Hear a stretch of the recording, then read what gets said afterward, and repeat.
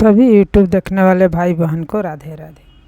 बात करते हैं जीत पत्रिका को लेकर। जीत पत्रिका में बहुत सारा महत्व है, जो इम्पोर्टेंस है हर चीज़ को करने का।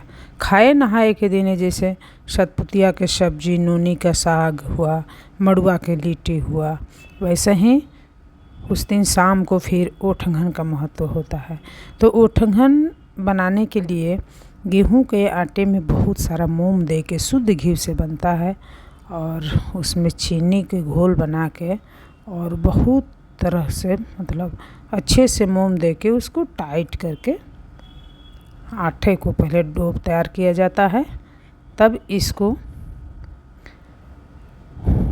ओठंगन भी शुद्ध घी से बनता है।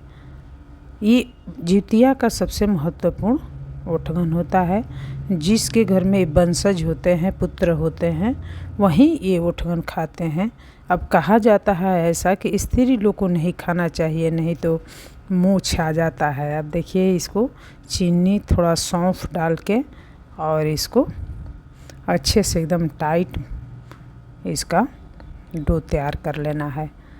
ये इतना खस्ता और टेस्टी होता है कि इसको अब बनाए तो इतना है, बट इसमें जितने घर में सदस्य पुत्र और आदमी होते हैं उतना ही गिन के बनाया जाता है, और बाकी जो बचेगा ना उससे छोटा छोटा पका के अलग कर लिया जाएगा।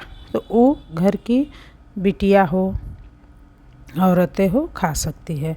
लेकिन जो ओठंगन बड़ा बड़ा बना के और ओठंगाया जाता है उसको औरतें या लड़कियां नहीं खाती है।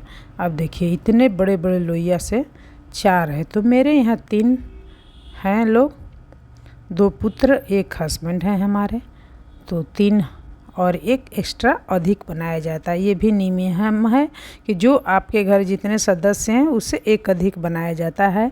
उसका महत्व ये होता है कि आगे के जनरेशन एक आगे बढ़े और पुत्र हो, तो उसके लिए एक्स्ट्रा पहले से ही बना दिया जाता है। तो देखिए, इस तरह का ओठंगन, इतना बड़ा बड़ा ओठंगन एकदम धीमी धीमी आंच करके इसको आस्ते आस्ते पकाना पड़ता है, ताकि ये इतना हैवी और इतना मोटा होता है ना कि आसानी से जल्दी नहीं बनता है, बहुत टाइम लगता है। एकदम धीमी धीमी आंच करके, और इसको उलाटने पलटने में भी बहुत दिक्कत होता है। तो मेरे ओठंगन में इतना मोम और खस्ता हो गया है ना कि एकदम जैसे मिसिएगा तो एकदम मोम जैसा मिसा के एकदम छितरा जाएगा, इतना मोम ज़्यादा दिया गया है। तो हमको 4 ओठंगन बनाना है। देखिए, मेरा ओठंगन बनाते बनाते निकालते निकालते उलट पलट करते करते टूट भी गया। तो इसको उठंगाने में तो बड़ी दिक्कत होगा, लेकिन नियम तो यही है कि ओठंगन बना के और दीवार के जरी उठंगाया जाता है, तब इसको ओठंगन कहते हैं। तो बड़ी संघर्ष करने पर ये ओठंगन मेरा बन के तैयार हुआ है। और इसी ओठंगन से जो छोटा छोटा बनता है ना, उसमें से हम लोग को चिल्हो, सियारो और गंगा मैया और जितवाहन को फेंका जाता है सुबह में, जब सरगही खाया जाता है।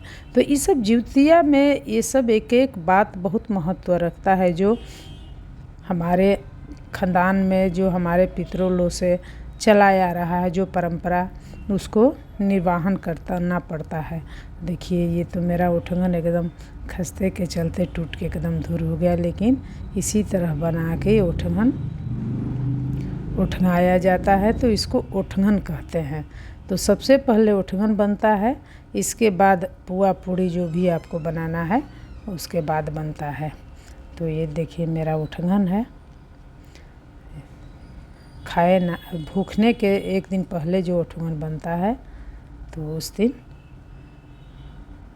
तो एकदम बिल्कुल ये खस्ता और एकदम टेस्टी ओठंगन बन के तैयार होता है।